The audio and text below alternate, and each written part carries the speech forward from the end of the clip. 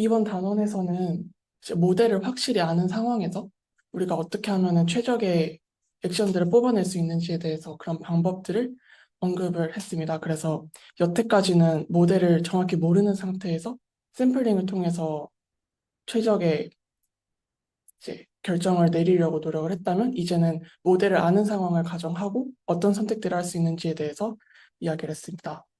그래서 이날 강의에서는 다이나믹스를 아는 상황이 얼마나 흔하게 일어날 수 있는지 그런 예시들을 통해서 설명을 했고, 그리고 다이나믹스를 실제로 알 수 있는 경우에 어떤 방식으로 결정을 내릴 수 있는지 몇 가지 방법들을 이제 제시를 해주셨습니다.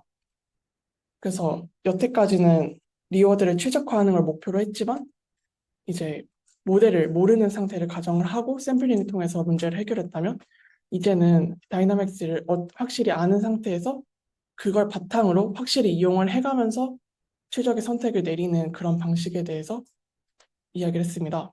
그래서 실제로 다이나믹스를 아는 경우는 굉장히 많은데요. 예를 들어서 비디오 게임을 한다고 치면 누군가는 그 비디오 게임의 코드를 만들었을 거기 때문에 확실히 그 안에 있는 다이나믹스가 있고 그걸 알 수도 있고요. 아니면 보드게임 같은 경우에는 룰이 확실히 명시가 돼 있으니까 어떤 행동을 했을 때 어떤 결과가 나올 수 있는지 그런 것들을 명시적으로 알 수 있습니다. 그리고 그게 아니더라도 차를 운전하는 경우에도 핸들을 얼마나 움직이고 뭐 엑셀을 얼마나 밟고 하면은 어떤 식으로 차가 움직이겠다라는 거를 확실히 알 수 있으니까 그런 상황에서는 확실히 다이나믹스를 알 수 있습니다. 그리고 다이나믹스를 확실히 알 수 없다고 하더라도 여러 가지 실험을 통해서 그런 것들을 이제 학습해 나갈 수 있는데요. 예를 들어서 로봇을 이제 조작하는 행위를 한다고 치면은 우리가 로봇의 모든 세세한 파라미터들 다 알지는 못하잖아요.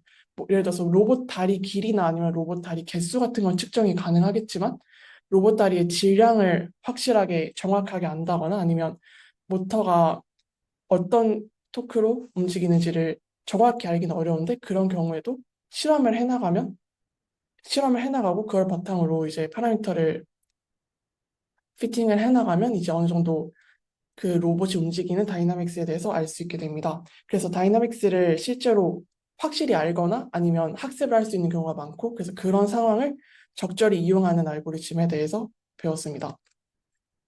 그래서 그런 거를 이제 하게 될 텐데요. 정확히 다이나믹스를 모를 때 그걸 어떻게 알아내는지는 이 강의에서 다루진 않았고, 다이나믹스를 아는 경우에 그걸 바탕으로 어떻게 하면은 결정을 할 수 있는지를 이 강의에서 다뤘습니다. 그래서 이 강의에서 자주 나오는 용어가 옵티멀 컨트롤, 트래젝토리 옵티마이제이션, 플래닝, 이 세 가지 단어가 되게 자주 나온다고 하셨는데요. 세 개가 되게 비슷한 단어긴 한데 조금 구분을 하자면, 옵티멀 컨트롤은 이제 리워드를 최대화하거나 코스트를 최소화해서 우리가 원하는 상황이 이루어질 수 있도록 선택하는 문제, 그 큰 범주를 옵티멀 컨트롤이라고 하고, 어떻게 보면 우리가 생각하고 있는 강화학습 문제들도 옵티멀 컨트롤의 일종이라고 생각할 수 있다고 하셨습니다. 그 트래젝토리 옵티마이제이션에 우리가 액션을 계속 해나갈 거잖아요. 그럼 그 액션의 스테이트 액션의 그런 시퀀스를 얻어내는 거, 그거를 트래젝토리 옵티마이제이션이랑 플래닝이라고 말을 하는데, 이제 연속적인 상황에서는 트래젝토리 옵티마이제이션이라는 표현을 좀 더 쓰고, 또 이산적인 상황에서는 플래닝이라는 단어를 조금 더 많이 쓴다고 하셨습니다. 그래서 이제 조금 더 구체적으로 말을 하자면, 이제 호랑이를 마주친 상황을 스테이트라고 쳤을 때 그 시간부터 이제 틱의 액션을 이제 네번 연속적으로 택하게 될 텐데요. 이 시퀀스를 택했을 때 어떻게 보면 이게 잘 골라졌다고 하려면 호랑이한테 먹히지 않아야 잘 골랐다고 말을 할 수가 있겠죠. 왜냐하면 먹히는 건 우리가 원하는 상황이 아닐 테니까요. 그래서 그런 확률을 최소화하는 액션의 시퀀스를 고르는 문제를 이제 목표라고 하셨습니다. 그리고 이거를 이제 조금 더 일반적인 예시로 보자면, 액션의 시퀀스를 택하게 될 텐데 그 시퀀스에 대해서 커스트의 총합이 최소화가 되거나 아니면 리워드의 총합이 최대화가 되는 그런 경우가 우리가 원하는 그런 옵티마이제이션 프로블럼이 된다고 하셨습니다. 그런데 이제 이 상황에서도 어쨌든 다음 스테이트는 무조건 이전의 스테이트랑 액션에 의해서 결정이 되는 거니까 일종의 constraint optimization problem이라고 볼 수 있고, 그런 문제 상황을 이런 식으로 볼 수 있다고 하셨습니다. 이거는 같은 슬라이드이고요. 그래서 스테이지 주어졌을 때 우리가 액션을 택하고 그게 무조건 결정적으로 항상 같은 다음 스테이트가 나오면 우리가 그걸 디터미니스틱이라고 하고 그게 확률적으로 변할 수 있으면 스토캐스틱이라고 하잖아요. 그래서 디터미니스틱 할 때의 방법을 생각을 해보면 우리가 그러니까 우리가 아니라 환경이 첫 번째 스테이트를 제공을 해줍니다. 그러면 로봇 에이전트는 그 상황을 바탕으로 처음 액션부터 마지막 액션까지의 그 시퀀스를 다 생각을 해낸 다음에 그거를 이제 환경에 보내준다고 합니다.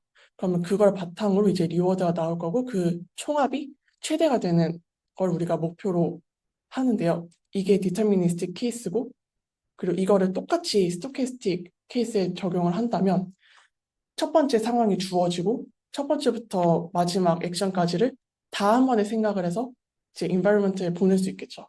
그러면 이거를 마찬가지로 행해서 이제 리워드의 총합을 맥시마이즈 하려고 한다면 이때는 최적화를 보장할 수 없다고 합니다. 왜냐하면 스테이트는 첫 번째만 주어졌고 그 다음 스테이트는 어떻게 될지가 모르는데 첫 번째부터 마지막까지 액션을 다 결정해서 줬기 때문에 그게 항상 좋은 최적화를 보장할 수 없다는 거죠. 그래서 이 강의에서는 예시로 시험을 보는 상황을 이제 제시를 해주셨는데요. S1이 예를 들어서 시험을 보기 직전이고 이제 시험지가 뒤집혀서 내려놔져 있는 상황을 말씀해 주셨습니다. 그러면 우리는 실험 문제를 아무것도 알지 못하고 각각의 문제에 대해서 답을 다 안다고 쳐도 그게 어떤 방식으로 나열되어 있는지도 모르고 어떤 문제가 나왔는지도 모르니까 이제 액션을 아무리 그 답의 시퀀스를 다 내보낸다고 해도 그게 최적의 결과가 나온다는 보장은 할 수가 없는 거겠죠.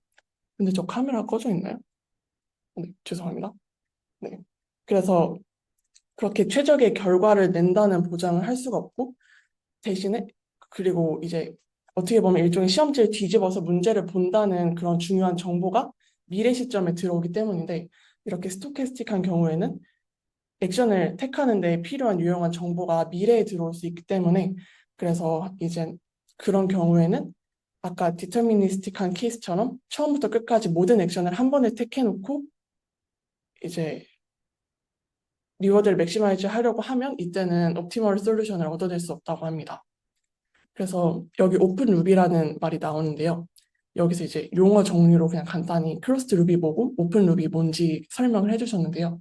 클로스드 루비는 쉽게 말하면 스테이트를 하나 주면 그때마다 이제 액션을 특정 폴리시를 따라서 택하고 또 그 다음 스테이트를 보고 또 그 다음 액션을 택하고 그런 식으로 반복되는 걸 의미하고 오픈 룹은 아까 말한 것처럼 스테이지 하나가 주어지면 이제 모든 액션을 다 한 번에 내보내는 액션의 시퀀스를 내보내는 그런 걸 의미를 합니다.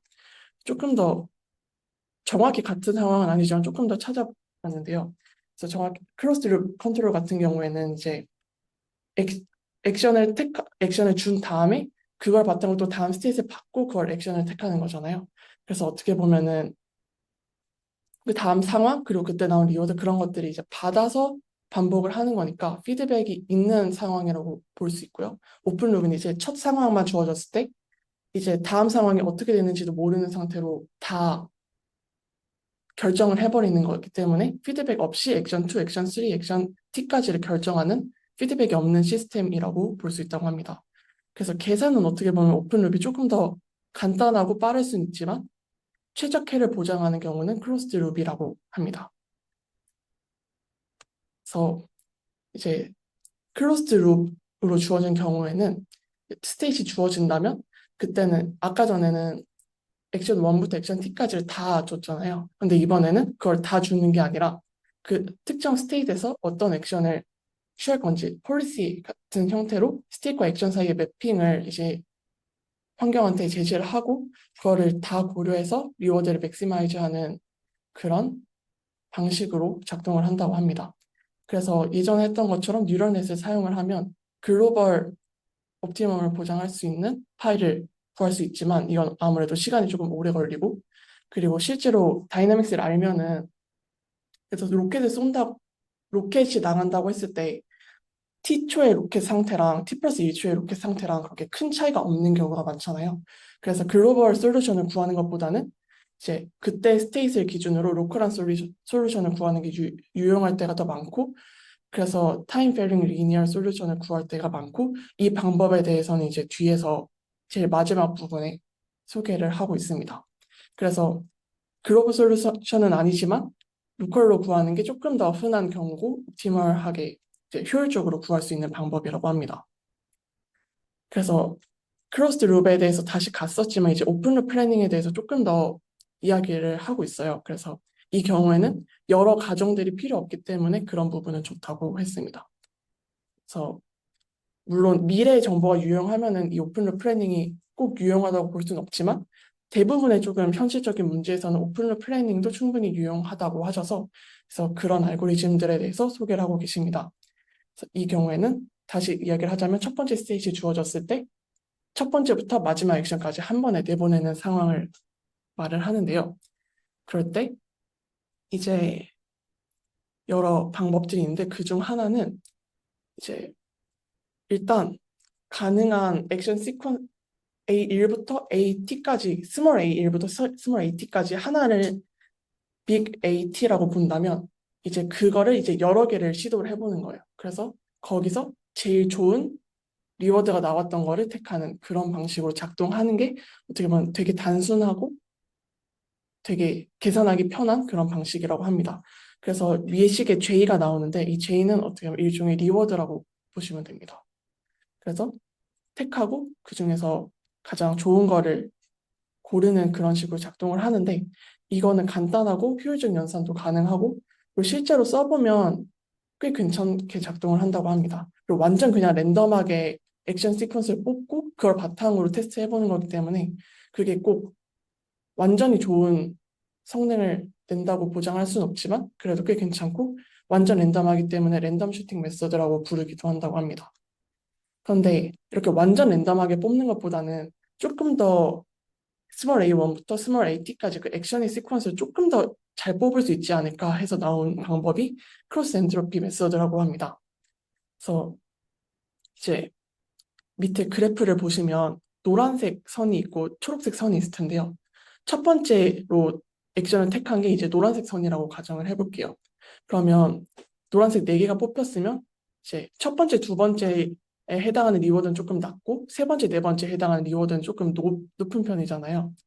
그래서 만약에 다음에 액션을 뽑는다면 이렇게 리워드가 높았던 쪽 위주로 뽑으면 좋겠다 해서 이제 두 번째로 액션을 뽑을 때는 초록색처럼 이제 리워드가 잘 나왔던 데 위주로 액션을 택하게 됩니다. 그래서 이런 방식으로 이제 처음에는 그냥 랜덤하게 액션을 뽑고 그 다음에 그걸 바탕으로 리워드를 계산을 해서 리워드가 높았던 상위 몇 개에 대해서 그걸 바탕으로 이제 액션의 시퀀스를 뽑는 그런 디스트리뷰션 자체를 조금 수정을 해주고 근데 이 수정하는 과정에 대해서는 자세히 언급은 안 해주셨는데 그런 높은 리워드가 나온 부분 위주로 뽑게 일종의 방식을 거쳐서 디스트리뷰션을 수정을 하고 그 안에서 이제 다시 또 마찬가지로 샘플을 하고 평가를 하고 또 그 안에서도 상위 몇 개에 해당하는 그 친구들이 많이 뽑히게 probability 수정을 하고 그런 식으로 반복을 한다고 합니다. 그래서 보통 이제 상위 0.1, 상위 10% 안에 드는 친구들을 기준으로 이제 피팅을 한다고 하고 그리고 이렇게 한다면 앞서 그냥 진짜 무작위로 뽑는 것보다는 조금은 더 나은 성능을 낼 수 있다고 합니다. 그리고 어떻게 보면 샘플을 뽑고 그걸 이벨리에이트 하는 과정이 되게 반복적으로 일어나잖아요. 앞선 두 방법에서. 그래서 그런 거를 이제 병렬 처리를 하면 굉장히 빠르게 처리를 할 수 있고 두 방법 모두 매우 간단하다는 장점이 있다고 합니다.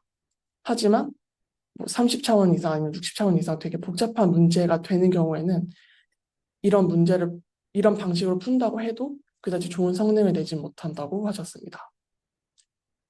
그리고 또 다른 방식으로 몬테카를로 트리서치라는 방법을 제시를 해주셨는데요. 이제 여기서는 액션 여러 가지가 있어요. 액션 여러 가지가 있는데 그 안에서 좋은 액션 또는 탐색하지 않았던 액션 위주로 이제 트리를 만들어 나가요. 그런 트리를 만들어 나가면 이제 액션이랑 스테이트랑 그런 트리 형태로 되게 많이 만들어질 텐데 이거를 무작정 밑에까지 가면은 너무 많은 시간이 걸리니까 몇 단계까지만 가겠다고 정해두고 예를 들어서 여기는 S3까지만 가겠다고 정해둔 거죠. 그 정해두고 그 다음에는 그냥 랜덤 폴리시를 따라서 간다고 합니다. 그러면은 끝까지 모든 트리를 간 것만큼 좋게 작동을 하진 않겠지만 그래도 S3까지 왔을 때 꽤 괜찮은 상태까지 왔다면 랜덤 폴리시로 가더라도 상대적으로 좀 좋은 결과물이 나올 가능성이 높고 S3까지 갔는데 그게 나쁜 상태에 도달을 했다면 랜덤 폴리시 따라왔을 때 그다지 좋은 리워드가 나오지 않을 그다지 좋지 않은 리워드가 나올 가능성이 높기 때문에 그래서 현실적인 문제로 S3 정도까지만 이제 트리를 만들어 나가고 그 다음부터는 랜덤 폴리시로 내려간 다음에 그걸 바탕으로 이제 그때 택한 액션들의 평가를 한다고 합니다. 그래서 이때 사용하는 방법이 이제 여태까지 택한 것 중에 좋은 거를 어느 정도 많이 골라야 될 거고 한편으로는 우리가 탐색하지 않은 것도 많이 골라야 할 테니까 이제 UCT 트리 폴리시와 같은 그런 어떻게 보면 트리를 만들어 나가는 폴리시를 하나 정해두고 그다음에 그걸 바탕으로 이제 실제 리워드가 어떻게 나오는지 계산을 쭉 해나가고 그걸 바탕으로 업데이트를 하고 그런 방식을 이제 반복을 한다고 합니다. 그래서 UCT 트리 폴리시를 보면 그 서튼 책의 초반에 보면 이제 멀티암드 밴디지 나오는데 혹시 기억하시나요? 아닌가? 네. 그래서 거기서도 하는 방식이 이제 여태까지 나온 것 중에 제일 높은 것, 그거에 대한 점수를 주고, 그리고 탐색하지 않은 것도 어느 정도 탐색할 필요는 없으니까, 탐색할 필요는 있으니까, 탐색하지 않은 거에 높은 점수를 줄 수 있는 무언가를 이제 설정을 하게 돼요. 그래서 그런 UCB 알고리즘이랑 비슷한 방식을 여기서 UCT 트리플C가 택하고 있는데요. 그래서 앞에 있는 Q 나누기 N은 어떻게 보면 여태까지 얻은 리워드를 방문 횟수로 나눈 거니까 평균적으로 얼마나 좋은 리워드를 내는지를 평가하는 그러니까 좋은 폴리시를 그러니까 좋은 것을 높게 평가하는 그런 친구라고 볼 수 있고요. 뒤에 있는 친구는 이제 아니 그러니까 많이 방문하지 않은 것에 대해서 높게 평가를 해서 그런 부분에 있어서 방문하지 않은 친구들을 높게 평가하려는 건데요. 그래서 지금 방문할지 말지 결정하는 게 NST가 될 텐데 그게 낮을수록 이제 그 노드는 방문이 덜 되었다는 뜻이니까 그 방문이 덜 되었으니까 분모가 작아지면서 전체 수는 커지겠죠. 그러면 이제 불확실성이 그러니까 방문 횟수가 적을 때 뒤에 텀이 높아지게 되니까 이제 탐색을 조금 더 장려하게 되는 그런 부분이 됩니다. 그래서 C는 이제 얼마나 탐색할 거냐에 따라서 조금 조절이 가능한 상수라고 생각을 해주시면 되고 이거를 다 종합해서 점수를 만들어내고 그걸 바탕으로 이제 트리를 만들고 일정 부분 이하에서는 그냥 랜덤 폴리시로 따라가고 그걸 또 업데이트하고 그런 방식으로 작동을 하는 게 MCTS라고 하셨습니다. 그리고 여태까지는 이제 아직 미분에 대한 내용은 아직 안 나왔는데요. 이제 미분을 이용해서 어떻게 옵티마이제이션을 할 수 있지 않을까라고 하는 내용이 이제 뒷부분의 내용인데요. 그래서 여기서 우선 XT라는 대상이랑 UT라는 대상이 나오는데 그냥 XT는 스테이시라 생각을 해주시면 되고 UT는 액션이라고 생각해 주시면 됩니다. 그래서 이제 강화학습에서는 ST, AT를 좀 많이 썼지만 옵티멀 컨트롤 분야에서는 XT, UT를 조금 더 많이 써서 교재나 그런 부분에서는 XT, UT가 조금 더 자주 나와서 여기서부터는 이제 XT, UT로 표현을 하겠다고 하셨습니다. 그래서 우리의 목표는 역시나 코스트를 최적화하거나 리워드를 최대화하는 걸 텐데 여기서는 이제 코스트를 최소화하는 그런 미니마이제이션 프로그램으로 정의를 했고요. 그리고 이전 스테이트와 액션을 바탕으로 다음 스테이트이 정해지는 거는 뒤에 조건으로 적혀 있게 되고요. 그리고 그리고 그거를 이제 반복적으로 적용을 하면 xt 자리에 이제 fxt-ut-1을 넣을 수 있잖아요. 그래서 반복적으로 적게 된다면 밑에 식처럼 적히게 됩니다. 그래서 이 미니마이제이션 프로그램을 이제 딥러닝을 하듯이 여러 방법을 써서 푸는 게 이제 뒤에 나오는 내용인데요. 여기서 first order gradient descent는 그닥 성능이 좋지 못하다고 하고 second order 메서드가 조금 더 좋다고 하면서 넘어갔습니다. 그래서 이 문제를 푸는데 이 문제를 풀 때 만약에 슈팅 메서드를 쓴다면 첫 번째 액션이 어떻게 정해지냐에 따라서 뒤에 트래젝토리가 이제 크게 변하기 때문에 첫 번째 액션의 영향을 너무 크게 받게 되고 그래서 그런 부분에서는 좋지 못하다고 하셨고요. 그래서 이걸 조금 더 대체할 방법으로 콜로케이션 방법을 쓰게 된다면 이제 중간 첫 번째는 이제 첫 번째 스테이지 주어졌을 때 액션을 다 골라놔서 그걸 쭉 간다면 여기서는 중간중간의 스테이지 액션을 다 이제 최적화를 해가지고 조금 더 안정적으로 최적화를 할 수 있다고 하셨습니다. 그리고 그렇게 말씀을 해주셨고요. 그리고 마지막으로 LQR을 조금 더 길게 얘기를 해주셨는데요. 이제 우리가 알아내야 하는 게 F랑 F가 이제 어떤 방식으로 주어지는지 알아내야 되고 코스트가 어떻게 주어지는지 알아내야 돼서 그걸 바탕으로 UT를 어떻게 잘 찾아낼 수 있는지를 풀어야 하는 거잖아요. 그래서 이제 가정을 F를 리니어 함수라고 가정을 하고 그러니까 XT, UT에 대한 리니어 함수로 다음 스테이시 정해진다고 가정을 하고 코스트 같은 경우에는 이제 쿼드라틱 폼으로 주어진다고 가정을 하면 이제 그런 가정 하에서 문제를 풀어나가는 거를 LQR이라고 하셨습니다. 그래서 식은 이렇게 주어지고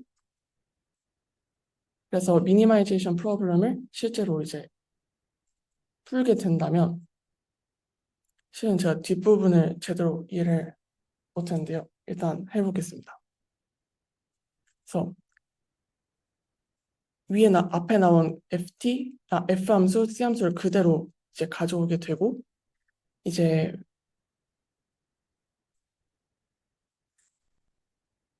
U 대문자 T를 구한다면 이제 마지막에 최적의 행동을 구하는 거잖아요. 그거는 이제 XT가 주어진 상황에서는 X, XT가 주어진 상황에서는 이제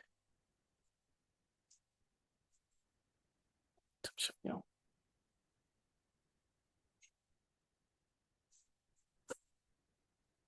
이제 XT가 주어진 상황에서는 이 코스트 함수에서 XT를 넣었을 때 어떤 U 라지 T가 들어가야 최대값이 나오는지 최소값이 나오는지 그런 걸 이제 옵티마이제이션 프로블럼을 풀어야 되는 거잖아요. 그래서 그거를 QXT, UT로 놓고 뒤에 있는 XT, UT를 넣게 된다면 이런 식으로 쓸 수 있게 되는데 이게 어떻게 보면 2차의 꼴이니까 여기서 그레디언트가 0이 되는 부분에서 Q값은 최소가 될 테니까 그런 U를 찾게 된다면 그게 우리가 원하는 최적 K인 UT가 될 것입니다. 그래서 이 Q 함수를 UT에 대해서 미분을 하게 된다면 이제 상수는 날아갈 거고 그리고 이 행렬 곱을 생각을 해보면 XT랑 XT의 영향을 두 번 받는 곳은 이제 상수니까 없어질 거고 XT, UT가 되는 곳이랑 UT, XT가 되는 곳이 있을 텐데 그거는 이제 대칭이 되니까 2분의 1 하고 대칭된 거 해서 곱하기 2를 하면 앞에 C, UT, XT가 될 거고요. 그리고 뒤에 UT가 두 번 고려된 부분을 생각을 하면 UT에 대해서 그레디언트를 계산을 하게 된다면 이제 UT 부분이랑 UT에 해당하는 부분이 남아있을 거라고 하셨는데 자세한 계산은 이제 손으로 써보라고 하셔서 써보려고 했는데 그것까지는 아직 못했습니다. 그리고 뒤에 부분도 마찬가지로 XT에 해당하는 부분은 미분해서 없어질 거고 UT에 해당하는 부분만 이제 CUT로 남아 있게 될 것입니다. 그래서 이게 0이 되는 해가 우리가 원하는 해가 될 거고 그걸 바탕으로 UT를 구하면 제일 아래에 있는 왼쪽 아래에 있는 식이 될 텐데요. 이거를 보면은 XT 앞에 특정 개수가 붙어 있고 그리고 그 뒤에 상수항이 더해진 그런 식의 형태로 볼 수 있으니까 이걸 조금 더 그 XT 앞에 붙은 상수를 라지 KT로 바꾸고 뒤에 붙은 상수항을 스몰 KT로 바꿔서 이제 간단하게 나타낸다면 UT는 KT, XT 플러스 스몰 KT라고 나타낼 수 있다고 하셨습니다. 그래서 그렇게 나타낼 수 있고 그리고 이제 XT가 주어지면 UT를 이런 방식으로 구할 수 있게 되고요. 그러면 지금 스테이트의 밸류가 어떤지를 이제 구하고 싶다면 그거는 이제 UT를 최적화로 구했다고 가정을 했을 때 그 UT를 대입을 해서 아래와 같은 식을 계산을 해보면 된다고 하는데요. 실제로 이걸 나열을 하게 된다면 되게 복잡하긴 하지만 이런 식으로 나열이 된다고 보여주셨는데 이 항들을 보면은 첫 번째 같은 경우에는 XT 트랜스포즈랑 XT가 있고 두 번째도 마찬가지고 세 번째도 마찬가지고 네, 네 번째도 마찬가지고 다섯 번째랑 그 뒤에 있는 항은 XT 트랜스포즈만 있고 그래서 어떻게 보면 XT 트랜스포즈랑 XT가 곱해진 항이랑 XT 트랜스포즈만 앞에 곱해진 항이랑 그렇게 두 가지로 이제 나뉜 모든 항들이 나뉜다고 볼 수 있는데 그러면 XT 트랜스포즈가 앞에 곱해져 있고 뒤에 XT가 곱해져 있는 그런 항들을 다 묶어서 VT라고 이제 정리를 해주고 그리고 앞에만 XT 트랜스포즈가 붙어 있는 부분을 딱 정리를 해서 그 뒤에 뒤에 곱해지는 것들을 다 묶어서 small vt라고 계산을 해준다면 vxt 역시 앞에서 qxt를 조금 더 간단하게 표현했던 것처럼 조금 더 간단한 형태로 표현을 할 수 있다고 합니다. 그러면 또 xt-1이 주어졌을 때 ut-1도 구할 수 있을 거고 ut- 네, 그런 식으로 이제 아래 단계로도 같은 방식으로 진행을 해나간다면 q랑 v를 이제 같은 방식으로 좀 식을 정리해서 계산을 할 수 있다고 하셨는데요. 이 부분은 이제 그냥 손으로 써보라고만 말씀을 해주시고 넘어가셨던 것 같습니다.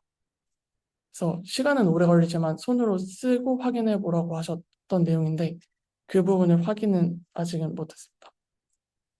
그래서 이런 방식으로 Q랑 V를 얻어낼 수 있고 그거를 이제 알고리즘으로 본다면 이제 앞서 나온 그런 K랑 스몰 K랑 V랑 스몰 K, V를 이제 계산해 나가면서 Q랑 V를 계산하고 그리고 그걸 바탕으로 UT랑 XT랑 계산해 나가는 forward recursion까지 하면 우리가 LQR 방식을 만들 수 있다고 하셨습니다.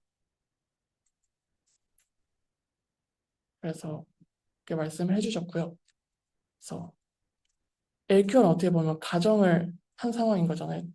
리니어한 시스템을 만들 수 있고 코스트도 쿼드라틱하게 주어진다라고 가정을 강하게 하고 시작을 했는데 이제 그거를 조금 더 일반적인 스토캐스틱한 상황 아니면 넌리니어한 상황에 대해서 이야기를 한다면 스토캐스틱한 상황에서는 이 주어진 함수처럼 평균이 아까 말한 그 리니어 시스템처럼 주어지고 그리고 뒤에 있는 코베리언스 매트릭스가 상수꼴로 주어지게 된다면 그런 경우에는 아까 구한 알고리즘 그대로 적용을 해서 여기서도 최적회를 구할 수 있다고 말씀을 해주셨습니다. 그런데 여기서는 자세한 이유는 너무 복잡하기 때문에 일단은 넘어간다고 하셨습니다. 근데 이제 간략히 설명을 해주시기로는 이게 가우시안이라는 걸 잘 이용을 하면은 왼쪽으로 조금 간 거나 오른쪽으로 조금 간 거나 결국은 상쇄가 되기 때문에 아까 말한 알고리즘으로 가도 최적회를 구할 수 있다고 하셨습니다. 그리고 이제 넌리니어한 시스템을 생각을 해보면 이제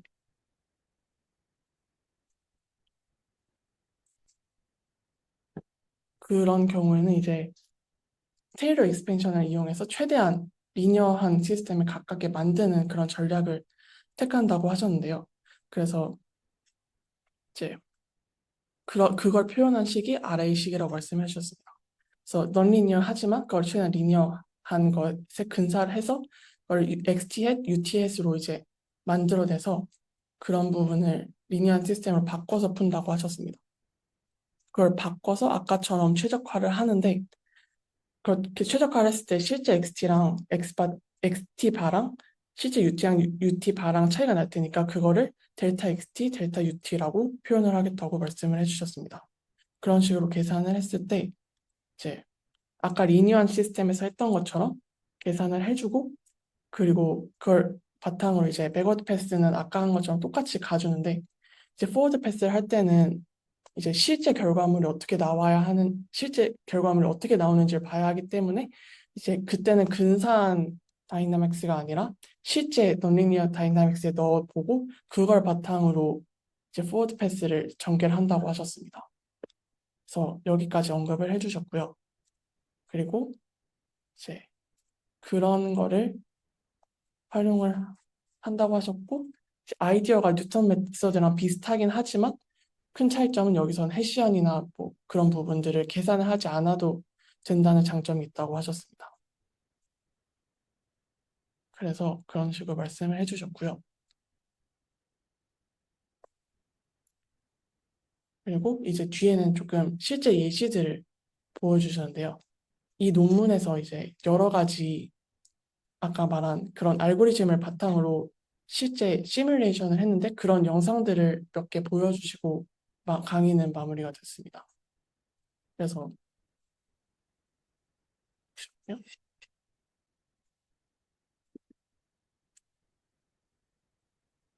아마 창이 안 넘어갈 것 같긴 한데 이 유튜브 링크로 들어가면 이 논문 저자 아마 이분이었던 것 같은데 성함이 비슷했는지 모르겠는데 아무튼 그 시뮬레이션 부분만 따로 떼서 영상에 올라온 게 있는데 그게 강의 시간에 보여주신 영상이랑 같은 것 같아서 이제 그런 부분을 보면서 시뮬레이션을 보여주셨고 그렇게 강의가 마무리됐습니다.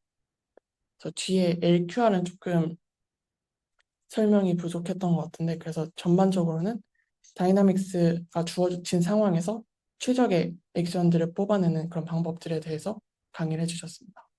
제가 준비한 건 여기까지고 혹시 질문 있으신가요?